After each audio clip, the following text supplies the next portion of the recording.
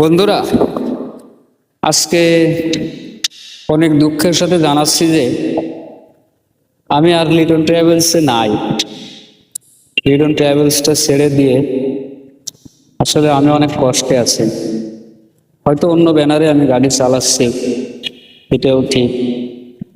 লিটন ট্রাভেলসের থেকেও ভালো না হইলেও টাকা পয়সার দিক দিয়ে একটু ভালো থাকলেও আসলে আমি একটা কথা লিটন ট্রাভেলস নিয়ে বলছিলাম, এটাই বাস্তব। লিটন ট্রাভেলস যে একবার ছেড়েছে সে একদিনের জন্য হলেও আফসোস করবে।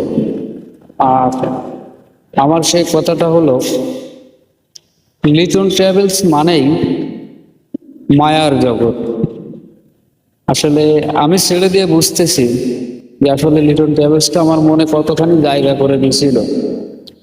আমি আবারও ফিরতে চাই লিটন ট্রাভেলসে।